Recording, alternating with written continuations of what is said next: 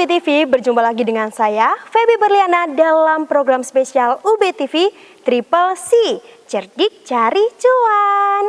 Sebelum itu saya ucapkan selamat tahun baru bagi seluruh sobat UBTV di rumah. Nah, untuk mengawali tahun ini akan ada 5 berita terupdate pasar modal yang akan kita bahas pada episode kali ini. Nah, kita akan ditemani oleh redaktur ekonomi update UBTV, Bapak Abdullah Sidik. Halo Bapak Sidik. Halo, apa kabar Feb, dan Baik. Selamat tahun baru ya. Selamat tahun baru juga Bapak. Gimana kabarnya? Baik, dan mudah-mudahan kita di tahun baru ini 2025 ya, bisnis bisa makin bagus, gitu, terutama juga di dunia pasar modal ya, sebagai salah satu penopang, instrumen penopang perekonomian nasional. Gitu. Kita mau bahas berita apa aja? Kali ini kita mau bahas tentang BBRI, es krim juga. Boleh ya, yang asik-asik aja ya awal tahun ya, jangan yang berat-berat saja ya Pak ya. Oke. Oke, kita lanjut. Berita yang pertama, Bursa Efek Indonesia cabut suspensi 3 saham dan 2 waran di jelang libur Natal. Menurut IDX Channel, Bursa Efek Indonesia mencabut suspensi 3 saham dan 2 waran sekaligus mulai perdagangan sesi 1 Selasa 24 Desember 2024 hari ini menjelang libur Natal. Nah, ini adalah berita yang pertama Pak, bagaimana tanggapannya? Ya, itu saham yang disuspend, yang dicabut apa aja? Yang dicabut. Jadi kalau suspend itu salah satu istilah di pasar modal, itu intinya menghentikan perdagangan saham gitu loh. Jadi kalau misalnya ada saham bermasalah gitu, misalnya apa? Bermasalah itu apa? Misalnya pergerakannya itu terlalu fluktuatif. Jadi tiba-tiba dia naik tinggi tanpa ada alasan sampai menyentuh arah ya istilahnya, auto reject atas atau batas atas, maka biasanya bursa akan menghentikan perdagangannya. Atau dia itu turun terlalu dalam, kalau dulu toleransinya adalah 7%, kalau sekarang itu bisa di bawah 10% dan sebagainya.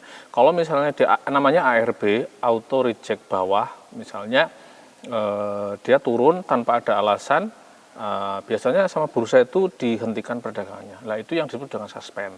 Bisa juga itu karena misalnya dia ada masalah hukum, misalnya kayak ada misalnya kita kan lihat ya, ada emiten yang dipilotkan gitu ya, biasanya perdagangan sahamnya juga disuspend. Atau misalnya dia sedang dikenai sanksi, misalnya ada emiten yang belum memberikan laporan keuangannya secara tertulis, karena kalau perusahaan sudah terbuka maka dia harus memberikan laporan keuangan misalnya per kuartalan dan sebagainya. Nah, biasanya juga dihentikan. Nah, jadi penghentian ini kalau misalnya hal-hal yang kayak tadi itu sudah tidak ada, ya itu biasanya dicabut atau bisa diperdagangkan kembali gitu. Jadi misalnya ada saham itu ARA atau ARB tanpa ada penjelasan ya, kemudian biasanya bursa itu memanggil manajemennya, minta penjelasan, kenapa ini kamu tidak ada apa-apa kok terus sahammu turun terus gitulah. Itu begitu nanti sudah ada penjelasan, bursa biasanya memberikan informasi begini, nah saham itu bisa berdagang kembali. Atau misalnya kayak tadi, misalnya permasalahan hukumnya sudah selesai atau apa gitu, biasanya juga diperdagangkan kembali. Jadi suspend ini adalah satu sistem untuk melindungi investor, gitu loh. Jadi jangan sampai investor itu dirugikan karena ada pergerakan saham yang tidak wajarnya karena berbagai hal atau apa ya. Jadi salah satu caranya melindungi investor ya dengan menghentikan perdagangannya gitu. Itu suspensi. Jadi itu ini bagus ya, berarti bursa kita betul-betul ini ya, menegakkan aturan yang memperhatikan kepentingan investor, kepentingan emiten juga, dan kepentingan yang lainnya juga gitu. Oke, jadi baik juga ya berita yang pertama ini Pak, yang menarik untuk kita ulas. Nah, itu adalah berita yang pertama. Kita lanjut ke berita yang kedua Pak ya. Boleh. Berita yang kedua, melihat prospek kinerja emiten sektor transportasi dan logistik yang masih macet. Menurut kontan.co.id, kinerja emiten sektor transportasi dan logistik terpantau masih belum melaju di sisa tahun 2024. Melansir data dari laman Bursa Efek Indonesia, pada Jumat 27 Desember, indeks Transportation and Logistik tercatat masih terkoreksi 19,26% sejak awal tahun alias year to date. Nah, ini adalah berita yang kedua, Pak, masih nyambung ini. Jadi di bursa kita itu ada beberapa kategori ya, Feby. Jadi misalnya ada bursa saham itu kan banyak ya. Sekarang saham itu ada 800 lebih yang diperdagangkan. Nah, supaya mempermudah, bursa itu membuat kategori-kategori. Jadi misalnya ada indeks saham perbankan, isinya bank-bank semua. Indeks itu infrastruktur, biasanya perusahaan konstruksi dan sebagainya. Terus ada indeks saham syariah misalnya, atau indeks saham konsumsi gitu.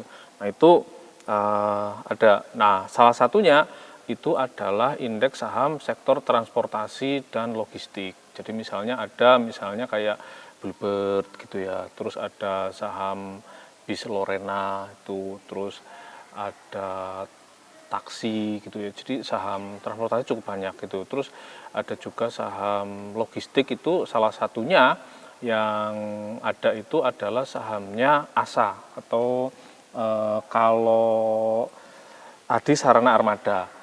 Itu nama perusahaannya, tetapi kalau nama brandnya saya yakin banyak yang sudah, kalau yang suka belanja online pasti tahu, namanya itu Antar Aja itu.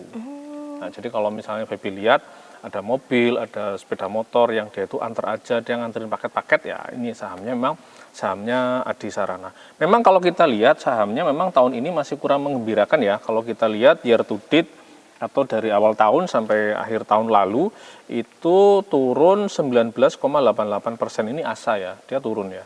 Dia turun Rp165, jadi diperdagangkan di 665. Dia memang turun 19%, ini sama ya, jadi mengikuti indeks acuan dari sektornya. Jadi memang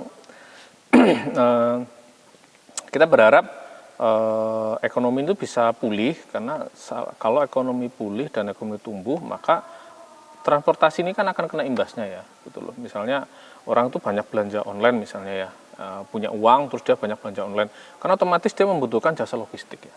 Iya, pasti membutuhkan. Ya, mau Tiki, mau JNE, termasuk yang dijual di bursa. Kalau di bursa itu ya Adi Sarana itu atau Antar Aja itu.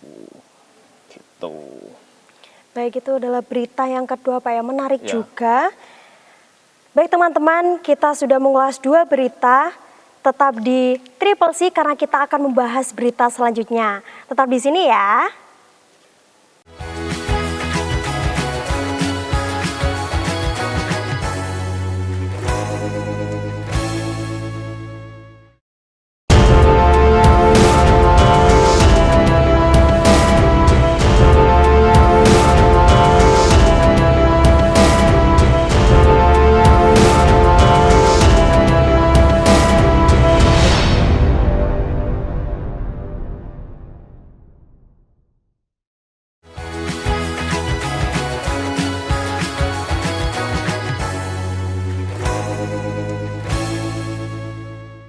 Baik teman-teman, terima kasih masih tetap di Triple C karena kita akan melanjutkan berita yang ketiga. Kita lanjut, Pak, ya. Oke, siap. Baik, berita yang ketiga. Giliran BBRI rilis Labku, laba tembus 50 triliun rupiah. Menurut investor.id, PT Bank Rakyat Indonesia, TBK BBRI atau BRI merilis laporan keuangan terbaru pada Jumat 27 Desember 2024. Jadi yang paling bontot di antara bank-bank dalam kasta tertinggi di Indonesia. Hasilnya, laba bersih tahun berjalan BRI mencakup bank only adalah 50 triliun rupiah hingga November 2024. Ini adalah berita yang ketiga, Pak. Ya, memang BRI ini masuk, kalau disebut kasta tertinggi itu memang di bursa itu kenal dengan namanya Big Bank ya. Big Bank. Bank-bank terbesar ada BRI, BCA, Mandiri, BNI gitu loh. Nah, BRI ini salah satunya, dan kalau kita lihat memang laporan keuangan sampai November ya, dia labanya bisa tembus 50 triliun, ini sesuatu yang menggembirakan ya bagi kita gitu loh, untuk bank BUMN. Walaupun memang beberapa waktu kemarin ya, terutama di akhir-akhir Desember atau 1 bulan Desember itu harga sahamnya memang terkoreksi, jadi turun cukup dalam ya, cukup dalam. Tapi kalau kita lihat kinerjanya masih oke, BRI itu masih oke, karena sektor yang dia ambil gitu loh. Jadi kalau BCA, Mandiri atau BNI kan dia lebih banyak mengambil sektor korporasi. Jadi kredit-kreditnya itu banyak ke perusahaan-perusahaan besar. Nah, BRI ini kan banyak mengurusi juga ekonomi mikro. Jadi dia banyak kreditnya itu untuk UKM-UKM dan sebagainya. Nah, sehingga sebetulnya kalau dilihat cuannya itu bisa lebih besar gitu loh. Karena memang sektor UKM ini kan Banyak, kecil ya, tapi banyak gitu loh, kecil tapi banyak gitu loh. Jadi dan rata-rata itu masih ya, fakta menunjukkan bahwa kalau situasi krisis atau lesu UKM masih tetap bisa jalan gitu loh. Nah, kalau kita lihat walaupun harga sahamnya memang turun cukup dalam ya. Kalau kita lihat year to date sepanjang tahun 2024 turunnya memang 27,75%. Jadi dari harga waktu itu hampir 5 ribuan ya, di atas 5 ribu, terakhir itu tutup di 4.100. Jadi turunnya Rp1.575 per lembar saham atau 27,75%. Memang turunnya cukup banyak ya. Nah, ada dua pendapat. Yang pertama, kalau sahamnya turun berarti itu kan semakin murah ya. Jadi itu kesempatan orang untuk masuk gitu loh. Ya, nah ini sah-sah saja. Jadi ya sebetulnya bagi teman-teman investor yang meyakini bahwa BRI kinerjanya masih bagus, ya ini momen untuk masuk karena harganya lebih murah gitu, lebih murah. Dan BRI itu juga rajin bagi dividen ya.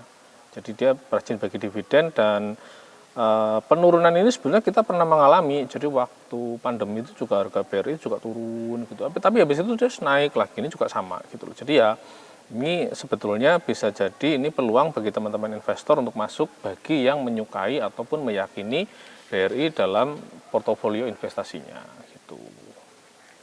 Menarik juga Pak ya berita yang ketiga ini. Luar biasa sekali, kita bisa melanjutkan ke berita yang keempat. Boleh? Oke. Berita yang keempat, Komut Trump koleksi lagi 1,65 juta saham harga atas. Menurut emitennews.com, PT Tripan Multivision Plus Raam mengumumkan bahwa komisaris utama sekaligus pengendali perusahaan Ram Jetmal Punjabi telah menambah kepemilikan sahamnya pada periode 23 hingga 27 Desember 2024. Nah ini berita yang keempat kita Pak. Ini ada sambung dengan tayangan kita akhir Desember lalu. Jadi di bursa itu ada dua perusahaan yang itu dia memang production house ya. Satu itu film dan yang kedua adalah Tripar Multivision Plus ya. Jadi kalau Feby lihat televisi ada sinetron gitu ya, itu kan banyak sekali yang produknya multivision kan, Multivision Plus dan sebagainya ya. Nah ini sama, dia juga ada sahamnya. Jadi kalau yang satu itu kodenya film, yang ini kodenya RAM, RAAM gitu ya. Jadi mungkin terinspirasi dari, ya ini memang masih terafiliasi dengan RAM Punjabi dan sebagainya gitu ya. Nah kalau kita lihat hampir sama ya, kalau misalnya ada direksi atau komisaris utama ataupun pengendali gitu ya, dia menambah kepemilikan sahamnya itu sesuatu yang wajar di bursa. Dan itu kadang menunjukkan bahwa si pemilik ini berarti masih meyakini bahwa perusahaannya bagus gitu loh. Jadi ini bisa menjadi tanda ya bahwa sahamnya bagus sehingga si pemilik aja beli gitu loh. Kalau yang pemiliknya aja beli, otomatis kan investor secara umum juga berti bagus gitu. Menarik gitu ya, menarik. Nah, walaupun memang sahamnya RAM ini tahun ini memang turun cukup dalam ya. Kalau kita lihat year to date atau di awal tahun itu diperdagangkan di angka 600-an ya, sekitar 600, dan hari ini sampai akhir Desember terpantau di Rp320 atau turunnya memang cukup dalam 45,30 ya turunnya, jadi Rp265. Nah sama di 6 bulan terakhir juga angkanya masih turun 37,25%, sehingga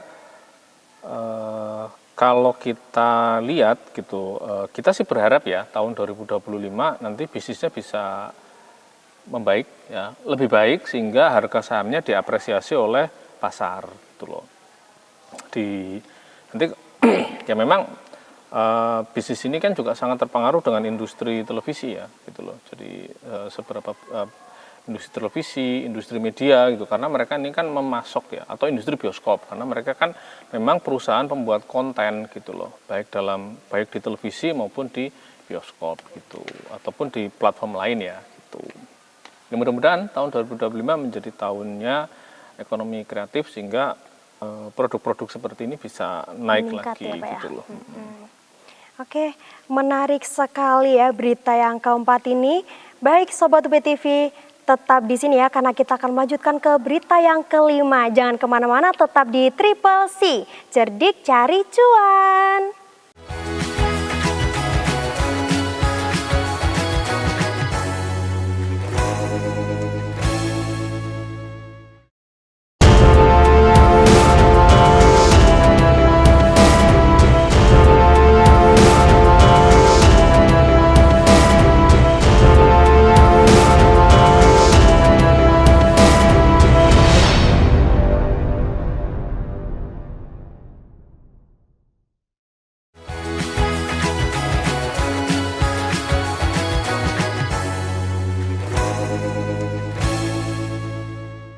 Baik pemirsa, terima kasih tetap di Triple C karena kita akan melanjutkan ke berita yang kelima. Kita lanjut Pak ya. Ya, siap. Berita yang kelima, Campina dengan kode CAM sebut pesaing bisnis es krim bertebaran. Menurut emitennews.com, PT Campina Ice Cream Industry salah satu produsen es krim terbesar di Indonesia menanggapi hadirnya kompetitor seperti Mixu yang semakin meramaikan pasar es krim nasional. Direktur Pemasaran dan Penjualan Campina, Aji Ajono Purwo, menilai bahwa pasar es krim di Indonesia masih memiliki potensi besar untuk terus berkembang. Ini ada berita terakhir kita mengenai es krim nih Pak. Ya, jadi akhir Desember kemarin kan kita masih punya beritanya Unilever melakukan divestasi bisnis es krimnya ya, Walls itu, yang merek Walls dan lainnya. Nah di bursa itu juga ada perusahaan es krim yang listing, es krim Campina ini, itu dia ada sahamnya dijual di bursa ya. Dan sekarang memang kalau kita lihat bisnis es krim itu memang pesaingnya tambah banyak gitu ya. Jadi kalau dulu kan didominasi Campina sama produknya Unilever. Kalau sekarang itu yaitu kayak tadi ada Mixu, terus ada yang lain-lainnya juga gitu ya. Dan mereka juga agresif gitu loh untuk melakukan penetrasi dengan banyak membuka cabang hingga ke kota-kota tingkat kecamatan, terus kemudian juga punya program promo yang lain dan juga ada persaingan di tingkat harga ya. Kalau kita lihat ya di tingkat harga itu juga harganya ada yang lebih murah, ada yang lebih mahal dan sebagainya. Nah ini memang membuat bisnis es krim itu semakin menarik gitu loh.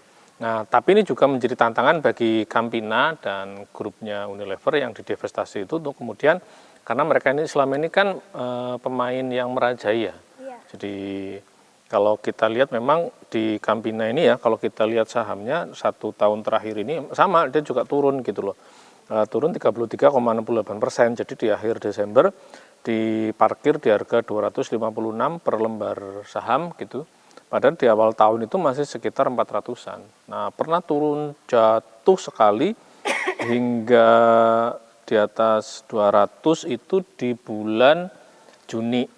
Di bulan Juni dia juga turun dalam, di bulan Agustus juga turun dalam. Nah, ini memang menjadi tantangan ya bagi bisnis es krim. Jadi pasarnya masih terbuka, tetapi memang pemainnya tambah banyak.